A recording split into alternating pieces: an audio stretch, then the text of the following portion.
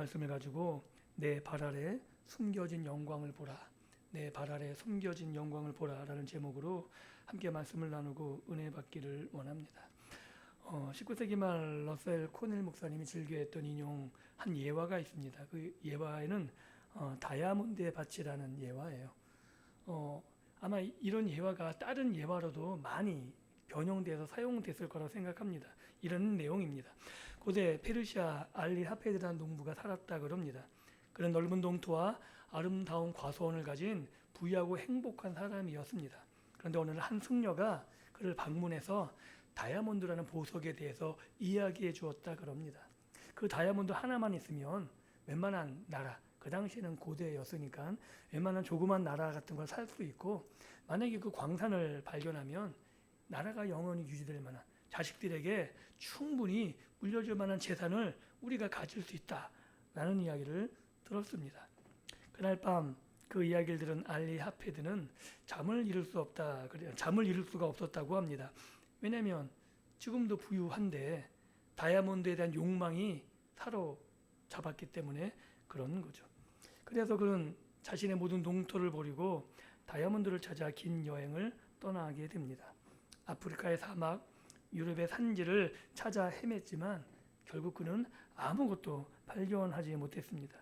결국 그가 가진 돈을 다 쓰고 누더기 신세가 된 그는 스페인의 어느 바닷가에서 절망 속에 몸을 던져 죽어버린, 자살을 선택한 결과를 맞이했다 그럽니다.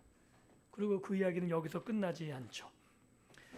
알리 하페드의 농장을 산 새로운 주인이 어느 날 낙타에게 물을 주다가 시냇물 속에서 반짝이는 검은 돌을 발견합니다. 그것이 바로 인류 역사상 가장 거대한 다이아몬드 광산인 골콘다 광산이라고 말합니다. 놀라운 발견이죠. 그래서 이 이야기 결말은 그런 겁니다. 알리하페드가 평생을 찾아 헤맸던 그 보물, 그 광산이 매일 그가 밟고 다녔던 자신의 집 뒷마당에 있었다는 거죠. 사랑하는 성도 여러분, 오늘 이 이야기가 어쩌면 현대를 사는 우리들의 자화상 같다고 생각되지 않으십니까? 취업 준비, 미래에 대한 불안으로 밤을 설치는 청년들이 있습니다. 그리고 내 진짜 인생은, 내가 꿈꾸는 인생은 내 지금 삶의 바운더리에 있는 것이 아니라 내가 좀 더 노력해서 찾아가야 될, 추구해야 될 다른 곳에 있다고 생각하며 열심히 미래를 준비합니다.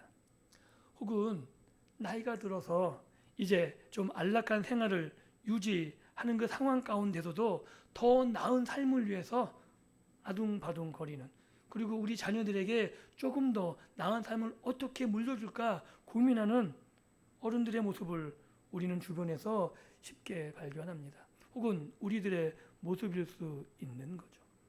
그런데 이것이 알리하페드처럼 무언가를 찾아 헤매는 우리들의 모습으로 보여집니다.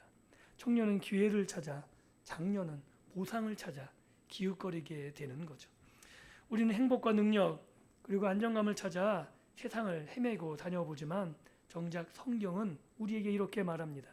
내가 찾아 헤매는 그 영광스러운 보물, 그것은 내 눈에 보이는 것이 아니라 이미 우리 발 아래, 우리가 사는 삶의 일상 안에 주어졌다라고 성경은 분명히 우리에게 말하고 있는 거죠.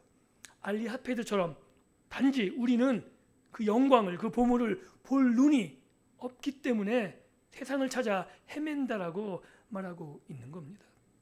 오늘 본문 에베소 1장은 바로 그 감추어진 다이아몬드 광매처럼 하나님이 우리에게 주신 보물이 무엇인지, 그리고 그 보물을 보는 눈이 얼마나 중요한지 사도 바울이 알고 있기에 성도들 향해서 간절하게 기도하고 있는 내용입니다. 알리하페드처럼 보물을 깔고 앉아서도 절망 속에 죽는 인생이 아니라 사도 바울의 기도처럼 그 영광의 보물을 바라보는 눈을 떠서 하나님이 우리에게 주어진 보물이 얼마나 위대한 것인지, 그 보물을 내가 갖고 산다면 세상이 줄 수 없는 기쁨과 평안 가운데 살 수 있음을 오늘 말씀을 통해 확인할 수 있는 복된 시간이 될 수 있기를 예수님의 이름으로 축복합니다. 농장의 새 주인은 흙속에 묻힌 돌멩이가 다이아몬드 원석임을 알아보는 눈이 있었죠. 만약에 그도 그걸 못 알아봤다면 알리아베드처럼 그냥 검은 돌이었을 겁니다. 그런데 그것을 다이아몬드로 볼 수 있는 눈이 있었기 때문에 그는 부자가 될 수 있었습니다. 결국 차이는 환경이 아니라 그것을 볼 수 있는 안목, 눈에 있었다는 거죠. 사도 바울은 17절에 이렇게 기도합니다. 우리 주 예수 그리스도의 하나님 영광의 아버지께서 지혜와 계시의 영을 너희에게 주사 하나님을 알게 하시고. 중요한 건 하나님을 알아야 된다는 거죠. 바울이 구하는 안다는 건 지식적인 정보가 아닙니다. 우리가 연예인에 대해서 알 수 있어요. 어쩌면 자녀들보다 더 세세하게 지식적인 정보를 꿰뚫고 있을 수 있습니다. 그런데 자녀가 아는 것과 우리가 지식적인 정보를 가지고 아는 것은 너무나 큰 차이가 있는 거죠. 마찬가지로 여기서 하나님을 안다고 말할 때는 단순한 지식을 넘어 체험적이고 관계적인 깊이 있는 알을 말하는 거죠. 혹시 우리가 신앙의 익숙함이란 껍질에 갇혀서 매일 성경을 바라보면 똑같은 너무나 익숙하게 들려졌던 말씀이고 들려졌던 설교이기 때문에 그 보물이 그냥 단지 검은 돌, 그 돌에 불과하다고 스쳐 지나갈 수 있다는 말인 거죠. 교리는 알고 있지만 가슴은 차가워야 되고 예배는 드리지만 하나님을 향한 떨림은 사라지는 그런 우리들의 모습이지 않은가요? 그런 우리에게 바울은 스스로 기성이 아닌 지혜와 계시의 영이 성령이신 그 성령이신 영이 우리에게 필요하다고 말하고 있는 겁니다. 아내가 가끔 저에게 이런 얘기를 해요. 요새 영어 쓰기를 하거든요. 한글로 할 때하고 영어로 쓰기 할 때 다른 점이 있다는 거예요. 한글은 너무 익숙해서 하니까 그냥 휙휙 지나가는데 영어는 잘 모르니까 찾아보게 되거든요. 똑같은 말인데 그렇게 찾아서 깊이 있게 보면 이제까지 스쳐 지나갔던 단어, 그 단어 속에 들려지는 의미들이 다르다는 거죠. 하나님이 왜 이렇게 말씀하셨는지 그 의미를 마음속에 새기면서 하나님의 은혜가 정말 컸구나 라는 사실을 확인한다고 저에게 가끔 이야기를 합니다. 저도 그래요. 저는 성경을 계속 연구하다 보니까 한글, 아내는 영어에서 좀 가끔 저는 영어도 가끔 감동이 안 돼요. 맨날 보는 게 그거니까. 그런데 원어를 보게 되면 저도 전혀 몰라서 막 꼬치꼬치 캐고 들어가요. 그러다 보면 그 의미가 이런 거였구나.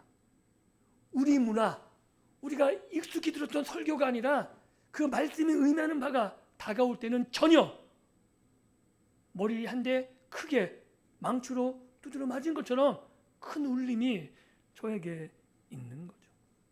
근데 그것은 단지 우리의 노력만으로 되는 것이 아니라 사도 바울이 말하고 있는 거죠. 지혜와 계시의 영인 성령이 우리를 깨닫게 할 때, 다양한 방법을 통해서 우리에게 알려주실 때 우리의 눈이 떠지고 우리의 눈이 떠지면 그것이 나에게 얼마나 값진 보물인지를 확인할 수 있다고 말하고 있는 겁니다.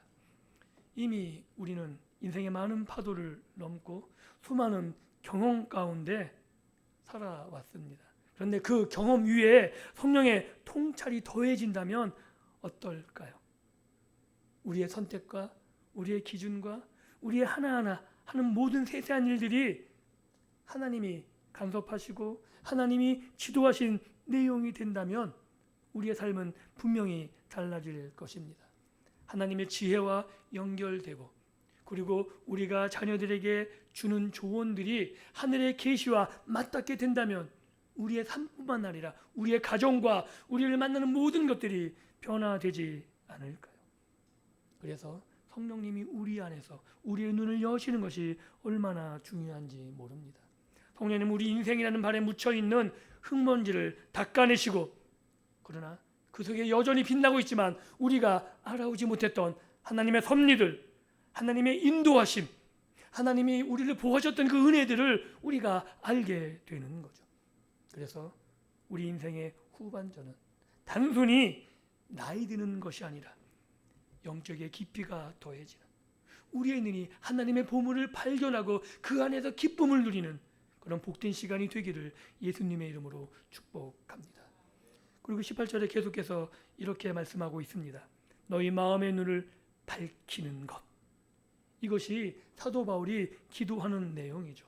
그렇다면 눈을 떠서 이 구체적으로 봐야 될 것이 무엇인지 우리가 살펴봐야 되는 거죠.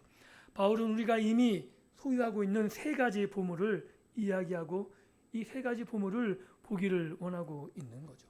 그 첫 번째가 뭐냐면 부르심의 소망입니다. 부르심의 소망이 무엇인지 우리가 알아야 되는 거죠. 요즘 청년 세대들, 젊은이들이 힘든 게 뭐냐면 과연 나는 쓸모 있는가? 과연 나는 이 땅에서 어떤 존재인가? 자꾸 자기가 손해보는 것 같고 이 땅에서 아무것도 아닌 것 같으면 굉장히 힘든 삶을 살게 되는 거죠. 취업의 문턱에서 거절당할 때마다 청년들은 존재가 부정당하는 느낌을 갖는다고 합니다. 나이든 우리도 마찬가지 아닐까요?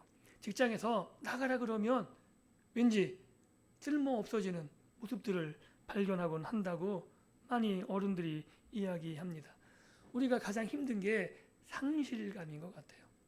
아무것도 아닌 존재가 되고 아무것도 아닌 사람, 내가 필요 없는 존재로 느껴질 때 우리는 무기력해지고 무력하게 됩니다. 그런데 성경은 우리에게 분명히 말하고 있는 거죠. 그런 상실감은 세상이 주는 거라는 거예요.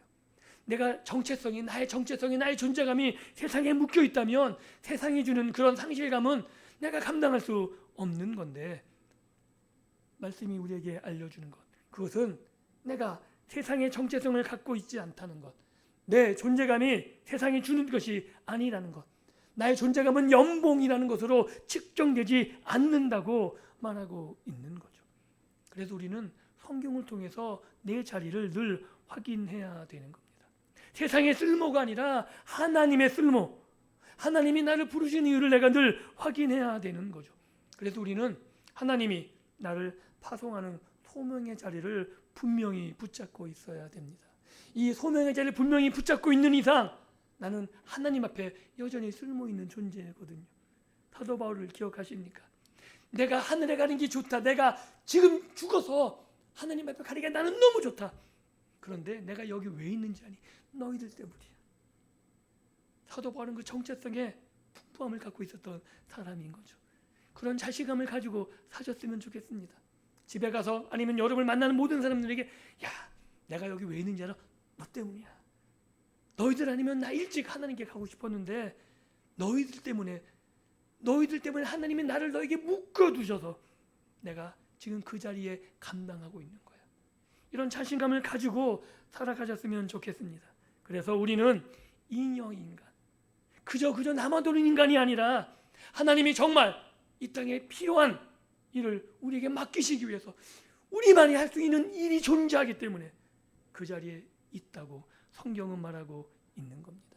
즉 하나님 나라의 거대한 계획 속에 우리는 필연적으로 그 일을 감당해야만 자들이라고 성경이 말하고 있는 거죠. 이러한 소망을 붙들 때 우리는 비교의식이라든가 세상이 주는 그런 무력감, 상실감, 이것을 뛰어넘어 세상을 향해서 하나님의 말씀을 가지고 당당하게 외치며 살아갈 수 있는 겁니다. 그리고 두 번째로 하나님의 기업의 영광이 풍성함이 무엇인지 살펴봐야 되는 거죠. 성도 안에서 그 기업의 영광의 풍성함이 무엇인지 우리가 확인할 때 우리는 이 땅을 자신감을 가지고 당당하게 살아갈 수 있는 거죠. 그런데 우리가 좀 착각하는 부분이 있습니다. 기업은 유산이라는 거죠. 한번 여쭤보겠습니다. 여러분 금수저 되십니까? 요새는 다이아몬드 수저까지 나왔어요. 나는 그런 다이아몬드 수저라 라고 말할 수 있을까요? 그 정도 되려면 재벌 총수의 아들쯤 돼야 되지 않을까요? 부모에게 물려받은 자산이 인생을 결정한다는 자저 섞인 말이 유행한다 그럽니다. 청년들에겐 그 말이 뼈저리게 와닿는 말이 될 수도 있습니다. 그래서 그 말을 들으며 장년들은 자기 자녀들에게 더 많은 것을 물려주지 못해 미안해하고, 청년들은 더 많이 물려받지 못했기 때문에 출발선이 다르다고 절망한다고 합니다. 그런데 오늘 우리가 읽은 말씀은 아니다라고 말하는 거죠. 눈을 들어 보십시오. 눈을 들어 하나님의 말씀을 주목해 보십시오. 사도 바울은 우리들에게 놀라운 선언을 합니다. 하나님이 우리의 기업이라는 거죠. 이게 와닿지 않으면, 이것이 보는 눈이었으면 알리아베드의 검은 돌, 그냥 검은 돌이 되고 마는 겁니다. 하나님이 우리의 기업이라는 것, 이게 제가 뭐라고 설명드리기가 어려워요. 왜냐하면 이런 얘기를, 뭐 아빠가 이재용 정도 되면 그 아이가 뭐가 부족하겠어요? 근데 하나님이 이재용보다 못한가요? 이게 설명이 막 불가능할 것 같아요. 하나님은 하나님의 아들 예수 그리스도의 핏값으로 우리를 사셨다고 말하는데, 하나님이 그 아들을 핏값으로 지불할 정도로 나를 사랑하신다고 말하는데 뭘 더 기대할까요? 즉 우리는 하나님께서 세상 그 무엇과도 바꿀 수 없는 존재입니다. 여러분 자녀를 세상의 갓나간 물질과 바꾸시겠습니까? 그 어떤 것과 그 자녀는 비교할 수 없는 것 아닌가요? 하나님이 우리를 그렇게 존귀하게 여기신다 그러는 거죠. 그 사실을 안다면 하나님이 이 땅의 우주의 통치자시고 이 모든 것을 가지시고 이 모든 것을 지으셨다가 말하는데, 하나님이 나를 그렇게 사랑하시는데 주시지 못할 것이 무엇이 있겠냐는 거죠. 분명히 알아야 합니다. 세상의 상속은 있다가도 없어집니다. 망할 수 있는 거죠. 한순간에 수십억 수백억 훅 날려버릴 수 있는 겁니다. 그런데 하나님 나라의 상속은 다른 거죠. 빼앗기지 않고 사라지지 않는 겁니다. 그리고 세상의 가치는 늘 변해요. 그런데 하나님이 우리에게 주시는 것은 변하지 않습니다. 왜냐하면 하나님이 변하지 않기 때문이시죠. 이 풍성함을 깨달을 때 우리는 세상에 속칭 말하는 수저 계급론, 이런 것에서 발생하는 열등감, 박탈감을 넘어서 내가 얼마나 존귀한 존재인지 남이 나를 비웃어도 당당하게 그들을 오히려 불쌍히 여기는 마음으로 세상을 살아갈 수 있는 거죠. 그리고 하나님의 능력이 어떤지 우리가 알아야 되는 겁니다. 그래서 사도 바울은 그의 힘의 능력으로 역사하심을 따라 우리에게 말하고 있는 거죠. 하나님의 능력이 지극히 크심을 어떠한 그 능력이 크심이 어떠한지 알 때에 우리는 세상에 의지하지 않고 하나님의 말씀을 신뢰하며 살아갈 수 있는 겁니다. 사도 바울은 능력을 표현하기 위해 헬라어의 힘에 관련된 단어들을 쏟아부어요. 다이나마이트라고 표현된 영어, 에너지, 뭐 여러 가지 단어들 똑같이 써요. 그런데 이것은 인간의 언어로 다 담을 수 없는 폭발적인 능력인 거죠. 하나님의 능력을 상상하실 수 있습니까? 하나님은 우리가 보통 오해하는 게 뭐냐면, 우리가 기도하면 기도를 들으시고 우리의 기도에 한정된 분으로 오해하시는 분이 많은데, 아니요. 하나님 우리가 기도하지 않는다고 일하시지 않는 분이 아니십니다. 하나님은 우리를 위해 우리가 기도하든 안 하든 일하는 거예요. 근데 왜 기도하는 게 중요하냐면, 우리가 기도할 때 하나님이 얼마나 나를 일하시는지 조금 더 분명하게 깨달아야 할 뿐이죠. 여러분 자녀가 요청한다고 자녀 말을 들으십니까? 아니잖아요. 자녀가 요청하지 않든 요청하든 자녀를 위해서 언제나 애쓰고 힘쓰시지 않으십니까? 자녀의 길을 위해서, 자녀 앞길을 위해서 할 수 있는 모든 것들을 다 하고 계시지 않습니까? 하나님이 우리보다 못하실까요? 아니요. 그 아들 주실 그 정도의 사랑을 가지고 우리에게 모든 것들을 허락하신 분이 지금도 우리를 위해 일하고 계심을 믿을 수 있기를 축복합니다. 그럼에도 불구하고 무력감을 느끼는 거죠. 내 힘으로는, 내가 가진 것으로는 이 상황을 바꿀 수 없다고. 그런데 그때 사도 바울이 말하는 겁니다. 하나님은 이미 역사하고 계셨고 지금도 역사하시는 그 능력을 보라고 말씀하고 있는 거죠. 그러면 그 능력이 어떤 능력인지 우리가 알아야 됩니다. 그럴 때 우리가 좀 더 신뢰하고 평안을 누릴 수 있기 때문에 그런 거죠. 사도 바울은 이 엄청난 보물을 우리 삶에서 캐낼 수 있는 능력이 추상적인 개념이라고 말하지 않습니다. 그 능력은 역사 속에서 가장 강력한 두 사건으로 증명됩니다. 그게 뭐냐면 예수 그리스도의 부활과 승귀, 높아지심이라는 거죠. 예수님의 부활은 상상할 수 없었던 것 아닌가요? 사단도 예수님이 십자가에 못 박고 이제 자기가 이겼다고 쾌재를 불렀는데, 아니요, 하나님은 사단에게 그 아들을 내어줄 생각이 전혀 없으셨던 거죠. 인류 역사상 한 번도 일어나지 않은 부활로 말미암아 예수님의 말씀하심이 증명되었고, 하나님이 성경을 통해 약속하신 그 모든 약속이 성취됨을 증명해 내신 거죠. 죽음도 이길 수 없는 생명의 능력을 그 아들 예수에게 허락해 주셨습니다. 그리고 그렇게 초라하고 비참해 보이고 힘없이 죽을 수밖에 없었던 그 아들 예수를 부활로 말미암아 살리셨고, 부활로 말미암아 다시금 모든 사람이 그 발 앞에 무릎을 꿇게 되는 영광을 허락해 주셨다라고 성경은 말하고 있는 거죠. 아무리 뒷마당에 다이아몬드가 묻혀 있어도 그것을 파낼 힘이 없으면 소용이 없습니다. 우리나라 앞바다에도 유전이 발견되고 해요. 그런데 그걸 파내봤자 경제 가치가 없어서 못 파내는 거예요. 능력이 없으면 내게 있는 것도 아무 소용이 없는 거죠. 그래서 우리는 이렇게 질문할 수 있습니다. 좋은 말씀인 건 알겠는데 내가 그걸 갖고 다시 시작할 힘이 없습니다. 좋은 말씀, 능력 있는 말씀인 걸 알겠는데 내가 어떻게 시작하겠습니까? 라고 말할 수 있는 거죠. 그런데 바울은 그 능력이 이미 입증되었다라고 말하고 있습니다. 20절에 이렇게 이야기하죠. 그의 능력이 그리스도 안에서 역사하사 죽은 자들 가운데 다시 살리시고 하늘에서 자기의 오른편에 예수님을 앉히셨다고 말하고 있는 거죠. 이것이 복음의 핵심입니다. 하나님의 능력은 죽음을 생명으로 바꾼 부활의 능력인 거죠. 우리 인류가 해결할 수 없는 문제가 죽음의 문제 아닌가요?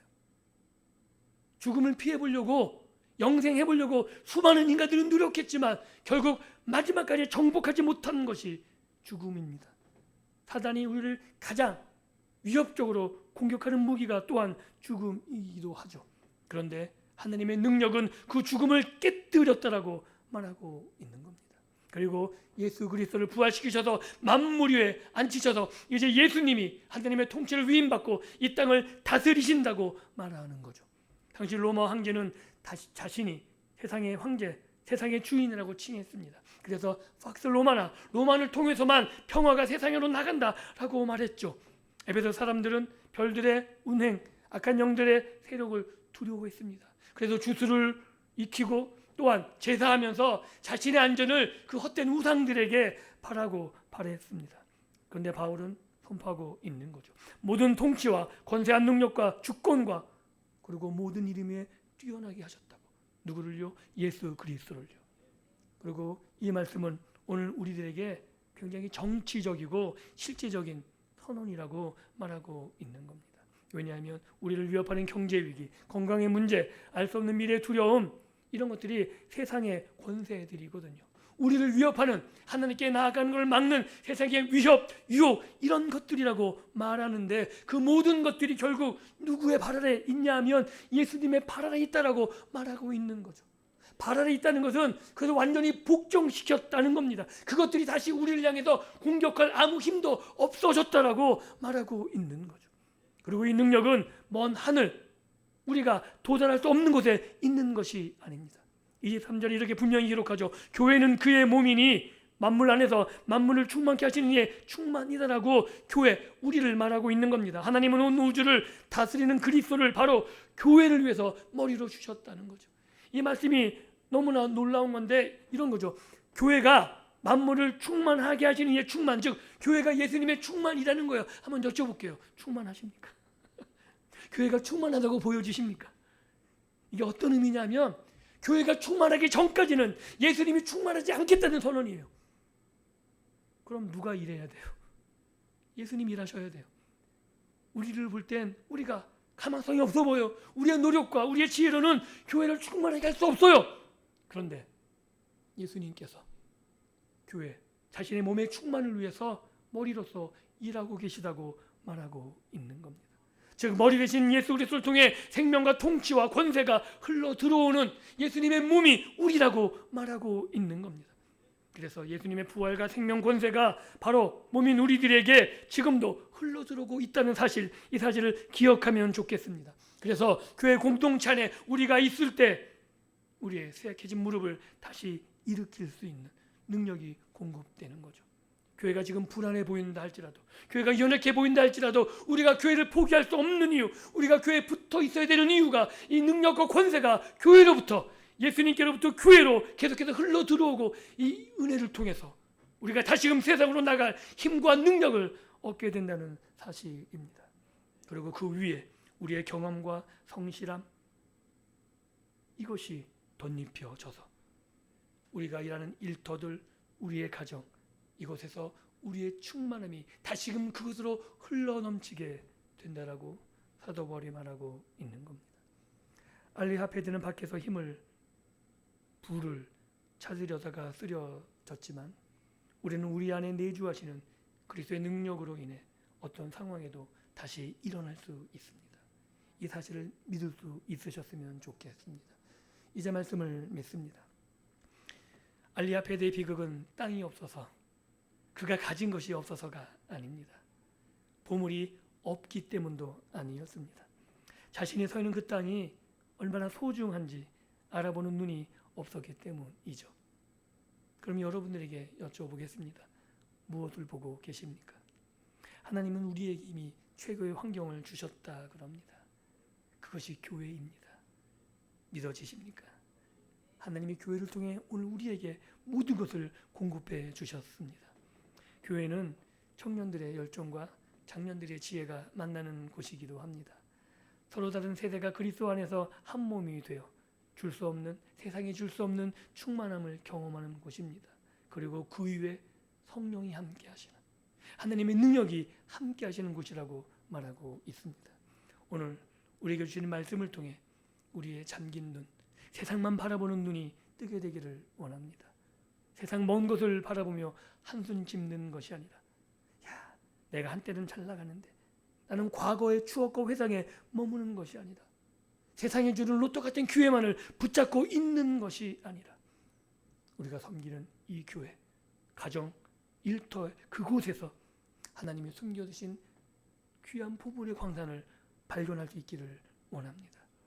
세상은 초라하고 세상은 가치 없이 여기는 그 가장 귀한 보물을 우리가 발견함으로 하나님의 부르심의 소망이 무엇인지 알고, 하나님의 영광스러운 기업이 하나님 본체, 하나님 우리의 기업 되심을 확인하고, 죽음을 이긴 부활의 능력이 교회를 통해서 내 안에 있음을 확인할 수 있기를 원합니다. 그래서 이 영적인 눈을 떠서 우리의 남은 생애가 공허한 방황들, 세상의 무력감에 사로잡혀서 주저앉아 있는 그런 헛된 삶이 아니라 하나님이 주신 보물을 날마다 캐내가며 그 보물을 누리고 충만하게 믿음의 길을 걸어갈 수 있는 저와 여러분들의 믿음의 복된 여정이 될 수 있기를 예수 그리스도 이름으로 축복합니다. 기도합니다.